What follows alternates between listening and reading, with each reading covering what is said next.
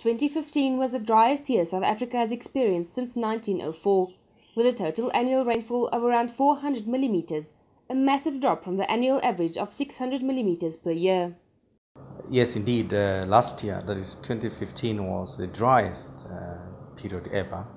The calculations that we've done, looking at the district average rainfall, provincial average rainfall, we've noticed that since 1921, last year was actually the driest. The immediate and most obvious impact of this is the drought that has hit certain provinces hard, resulting in animals dying and farmers not being able to plant their crops. But what does this mean for our country in the long run? Geesh, the effects are wide-ranging. We have a very diversified economy with very complex linkages. So the agricultural sector feeds backwards into, your seed providers, all sorts of other companies that provide inputs to the agricultural sector, which we estimate to be about 110 billion rands that farmers purchase from these industries. And then forwards going into your agribusinesses, agro-processing, retailers. So certainly the effect on the economy is quite widespread, which is why a lot of economists have revised their GDP growth estimate downwards, largely to accommodate the effects of the drought. So we're likely to see higher inflation. We're likely to see growth taking a bit of a knock. We're likely to see depressed real household incomes. So certainly the impacts will be quite wide-ranging.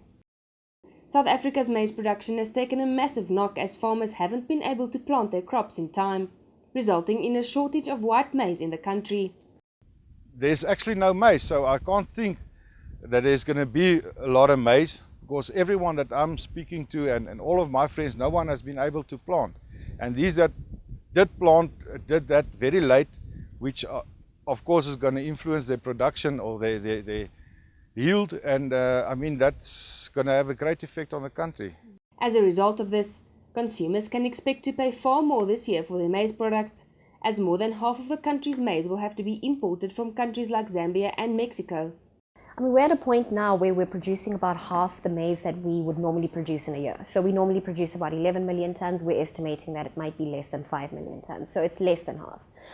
So certainly we'll need to import a large requirement of our maize and to also supply to our neighboring countries as well, who really depend on us for their supplies. And certainly our harbours have never had to take that kind of strain. That's why there are a lot of alarm bells about, will our harbours be ready? So I think our whole logistical system is under strain. I think it can be done with proper coordination, but that still needs to happen. White maize especially is in very, very short supply in the world. So we don't have too many options. So I don't know where we're going to get it from. There is some talk right now about opening up the US, which has a number of restrictions in terms of the imports that it can bring in because of GMO issues. There's discussions about opening up that market. If that is done, I think we will be in a good situation. If not, we might need to start eating yellow pap. General food prices are also expected to rise between 15 and 20% due to smaller harvests and the impact of more livestock dying. I think food affordability is going to be a big issue. Already there are a number of households that can't afford balanced meals. The HSRC estimates that about 40% of households in South Africa are really, really strained when it comes to food security. So if we're looking at the kind of price increases that we are estimating, about 20% on, your super maize meal prices, that is going to that's going to put a lot of strain on these households. So I think it's going to be quite an issue. And of course, hunger is linked to social instability, and so we're quite worried on that basis as well. What will happen when people are hungry? Will it get to that? Will measures be put in place to kind of alleviate that kind of stress? That remains to be seen.